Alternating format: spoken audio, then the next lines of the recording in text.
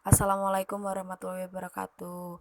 Teman-teman, kami dari kelompok 5 mata kuliah Ekonomi Pendidikan yang beranggotakan Zahranida Sabire, Fea Devianti, Siti Sofia, Gita Revani, dan Nopita Indrianti. Berikut ini kelompok kami akan memaparkan hasil diskusi kami tentang analisis biaya pendidikan. Perkenalkan, nama saya Zahranida Sabira. Kali ini saya akan menjelaskan tentang pengertian dari pembiayaan pendidikan. Pembiayaan pendidikan adalah dana yang diberikan kepada sekolah untuk memfasilitasi setiap kegiatan atau proses pembelajaran di sekolah dan berbagai keperluan dalam penyelenggaraan pendidikan. Pembiayaan pendidikan itu sendiri merupakan salah satu cara agar proses penyelenggaraan pendidikan dapat dilaksanakan dengan efektif dan efisien.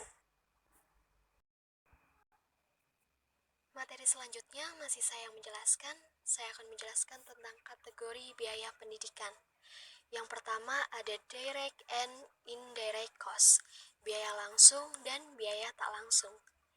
Biaya langsung merupakan pengorbanan yang secara langsung mempengaruhi penyelenggaraan pendidikan, penelitian, dan pengabdian masyarakat. Misalnya saja seperti gaji guru, pembelian buku perpustakaan, peralatan olahraga, dan membeli komputer. Sedangkan biaya tak langsung adalah biaya yang disebabkan hilangnya pendapatan peserta didik karena sedang mengikuti proses pembelajaran. Yang kedua ada private cost dan social cost. Private cost adalah biaya yang dikeluarkan keluarga untuk membiayai sekolah anaknya. Sedangkan social cost adalah biaya yang dikeluarkan oleh masyarakat untuk membiayai sekolah. Yang ketiga ada monetary dan non-monetary cost. Biaya monetary adalah nilai pengorbanan yang terwujud dalam pengeluaran uang. Sedangkan non-monetary adalah nilai pengorbanan yang tidak terwujud dengan uang. Yang selanjutnya, menentukan biaya pendidikan. Dalam menentukan biaya pendidikan, terdapat dua pendekatan. Yang pertama, pendekatan mikro, yang berdasarkan perhitungan biaya pengeluaran per komponen yang digunakan oleh murid. Melalui pendekatan mikro ini, biaya pendidikan dianalisis mulai dari biaya satuan atau unit cost sampai pengeluaran total atau total cost. Selanjutnya, yang kedua, pendekatan makro berdasarkan perhitungan jumlah seluruh pengeluaran pendidikan yang diterima kemudian dibagi jumlah murid.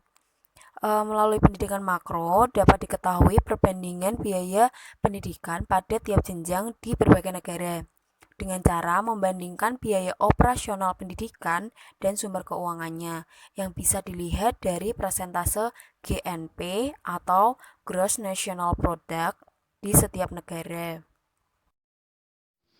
Baik, materi selanjutnya yaitu unsur-unsur biaya pendidikan. Yang pertama, jenis biaya yang statistik yang disimpan oleh pemerintah.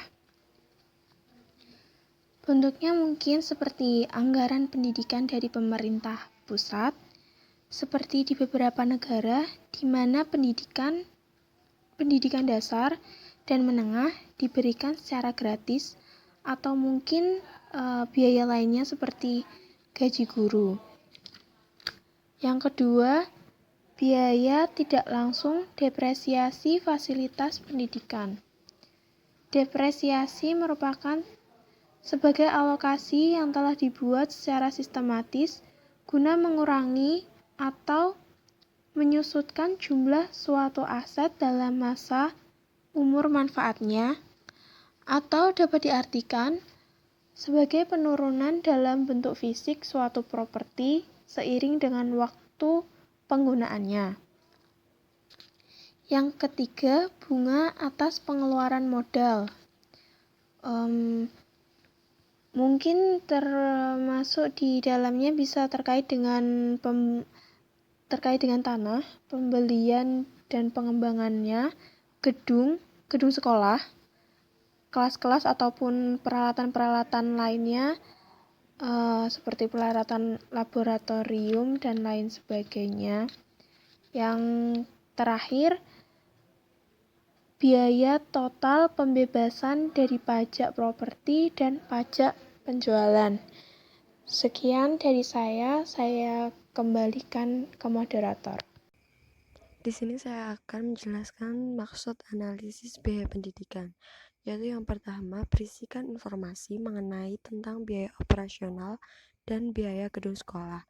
Yang kedua yaitu sebagai masukan yang penting dalam jenis-jenis penelitian tertentu. Kemudian yang ketiga yaitu berisikan hal yang mengungkapkan himpunan sumber daya yang dapat digunakan. Kemudian yang terakhir yaitu sebagai sarana kontrol dalam operasi internal dari sistem pendidikan. Analisis biaya pendidikan dalam konteks organisasi. Yang pertama, sekolah tingkat kabupaten sebagai bagian dari tanggung jawab anggota dewan sekolah untuk mengoperasionalkan sistem pendidikan yang efisien, di mana pendayagunaan sumber daya seperti waktu, tenaga, dan biaya tepat sasaran dengan lulusan dan produktivitas pendidikan yang optimal. Kemudian yang kedua, kepala sekolah supaya dapat mengontrol anggaran sekolahnya, seperti menyusun RAPBS atau RKAS yang dirumuskan dengan perhitungan kebutuhan setahun dengan mempertimbangkan perkembangan selanjutnya. Yang ketiga, supaya guru mempertimbangkan mengambil keputusan atas biaya kecil yang diamanatkannya. Seperti dalam pengelolaan keuangan harus dilakukan secara transparan, efisien, dan akuntabel. Kemudian yang terakhir, siswa dapat mempertimbangkan bagaimana mereka akan membagi waktu di antara berbagai mata pelajaran pada kurikulum. Cukup sekian hasil diskusi yang dapat kami sampaikan. Bila ada pertanyaan, tanggapan, atau kritikan dapat disampaikan melalui forum Google Classroom. Terima kasih teman-teman. Wassalamualaikum warahmatullahi wabarakatuh.